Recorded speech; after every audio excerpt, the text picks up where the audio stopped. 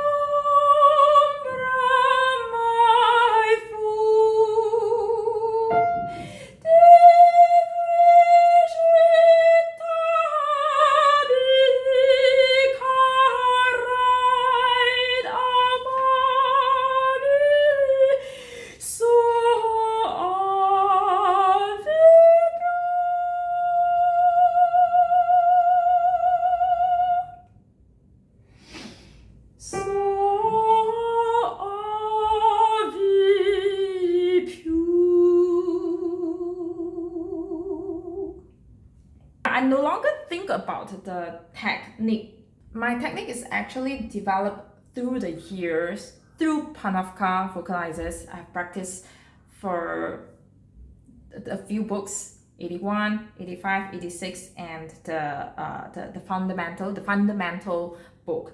Let's go to rejoice. I want to show you what I mean by if I lower my larynx, it's very difficult for me to sing the runs. I'm going to use rejoice greatly as an example. You know, in the male voice, I mean, something that didn't work for me and something that I dropped last time is to drop your jaw. I don't think that will work for me. It's very difficult, and that sound is a bit harsh, and I will have sore throat after that. So then I slowly close my mouth. I'm so afraid that people say, when you sing, you don't open your mouth. But sometimes we have to take care of our vocal tract, and I trust my diary more than a sentence that people said, whether it work or not, because I am the one who uses the technique and I can tell whether it works or not. So I trust my journal more, my vocal journal. Okay, let's go directly to rejoice greatly. This is how I sing, and I think I shouldn't drop so much, and I have to be horizontal and the air have to go horizontal as well. Best is eye level, this type of airflow. This is for soprano, okay? Especially coloratura techniques. Rejoice, rejoice, rejoice greatly.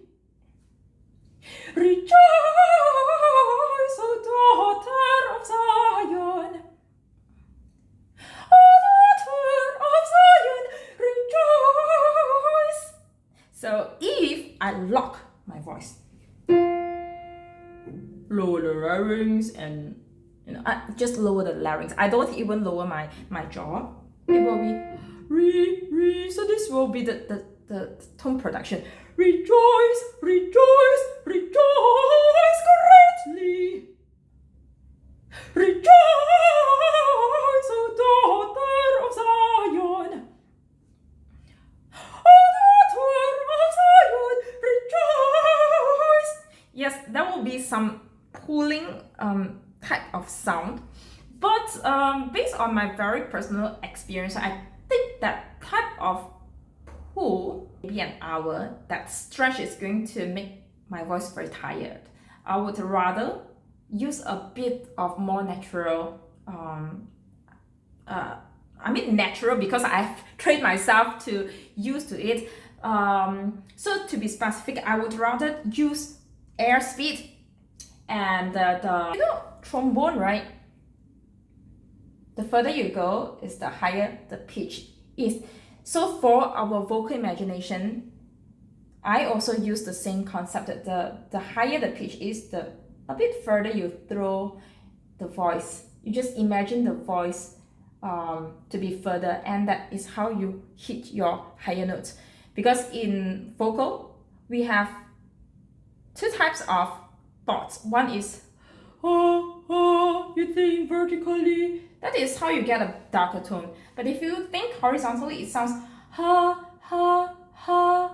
That is how you get a brighter tone. And which one to use? There's no right or wrong. So go back to the thing that I said earlier. It's really depend on the singer, depend on what the problem the singer have, and we have to adjust accordingly.